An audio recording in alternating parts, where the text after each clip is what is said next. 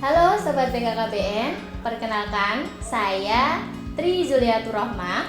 Saya dari Purwokerto, Kabupaten Banyumas, Provinsi Jawa Tengah. Pada kesempatan kali ini, saya ingin sharing dengan teman-teman tentang stunting. Stunting adalah kondisi gagal tumbuh pada anak akibat kekurangan gizi kronis pada 1000 hari pertama kehidupannya. Akibatnya, anak yang mengalami stunting memiliki tinggi badan yang rendah, EQ yang rendah, dan kesehatan di masa dewasa akan terganggu. Lalu, kondisi stunting di Indonesia seperti apa? Angka kejadian stunting di Indonesia sebesar 24,4%. Kondisi ini bahaya sekali. Kenapa? Karena 1/4 generasi di masa yang akan datang terancam tidak sehat, tidak cerdas, sehingga tidak produktif. Tentunya kondisi ini akan menjadi beban negara. Dengan kondisi yang seperti itu, apakah kita akan diam saja? Jika kita diam, maka Indonesia terancam menjadi negara yang terbelakang. Oleh karena itu, stunting wajib dicegah. Lalu, kapan pencegahan stunting? Jawabannya adalah sebelum manusia melakukan pernikahan. Sebelum menikah, remaja perlu mendapat pengetahuan yang cukup. Siapa yang wajib mempersiapkan remaja sebelum menikah?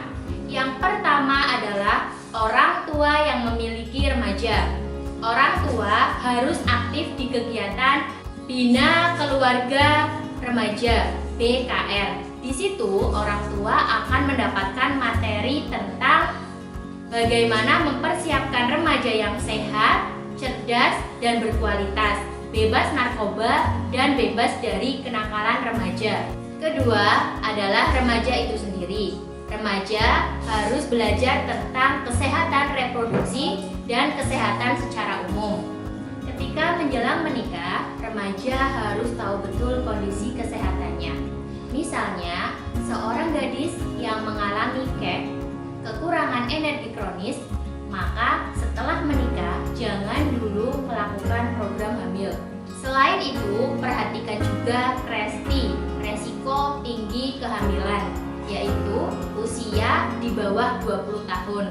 Maka usahakan kehamilan itu dilakukan di atas 20 tahun. Begitu juga calon pengantin laki-laki. Jika ada masalah kesehatan, maka sembuhkan dulu masalah kesehatannya. Jika sudah sehat, baru boleh melakukan program kehamilan. Step selanjutnya, ketika ibu sedang hamil. Ibu yang sedang hamil harus teratur memeriksakan kondisi kesehatannya ke pelayanan kesehatan. Yang kedua, konsumsi makanan yang bergizi. Ketiga, jangan lupa pil Fe atau zat besi dikonsumsi secara teratur. Terkadang ibu hamil malas untuk mengkonsumsi pil Fe atau zat besi. Hal ini karena pil Fe itu beraroma amis. Sehingga mari kita sebutkan pil Fe sebagai pil cantik. Karena seorang ibu hamil yang zat besinya terpenuhi dengan baik, maka darahnya akan cukup dan lancar. Maka wajahnya akan cantik dan berseri. Tahap yang selanjutnya adalah ketika bayi lahir sampai umur 2 tahun. Usia 0 sampai 6 bulan, pastikan bayi mendapatkan ASI eksklusif. Lalu, usia 6 sampai 24 bulan, berikan ASI dan MPASI, makanan pendamping ASI yang bergizi dan berkualitas. Yang selanjutnya adalah pastikan sanitasi terjaga dengan baik dan bersih. Lalu, berikan pola asuh yang tepat. Ingat, stunting hanya bisa dicegah sampai anak usia 2 tahun. Siapakah yang bertugas melakukan pencegahan stunting? Yang pertama adalah pemerintah. Ada 13 kementerian yang bertugas untuk pencegahan stunting. Ke-13 kementerian itu harus bersatu padu dan konvergen agar pencegahan stunting dapat dilaksanakan dengan baik. Yang kedua adalah masyarakat. Di sini kita perlu meluruskan persepsi bahwa urusan KB, stunting, pola asuh anak itu dikhususkan untuk kaum wanita. Padahal laki-laki juga perlu, karena laki-laki adalah sebagai pimpinan keluarga di mana segala tujuan keluarga utamanya adalah laki-laki. Jika laki-laki memiliki pengetahuan yang cukup, maka pencegahan stunting di keluarga dapat dilaksanakan. Materi-materi dapat diberikan pada saat acara RT, RW, atau kelembagaan masyarakat yang lainnya. Yang ketiga, swasta. Pemerintah dan masyarakat bisa menggandeng swasta untuk melakukan pencegahan stunting. Dana CSR yang ada di perusahaan swasta dapat digunakan untuk 1. Pembangunan gedung posyandu, 2. Pelatihan kader posyandu, lalu sosialisasi hidup sehat seperti gemar makan ikan, dan lain-lain. Ketiga unsur itu harus konvergen.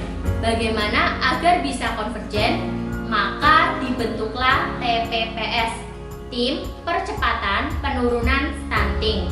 Di sini peran leader sangat dibutuhkan.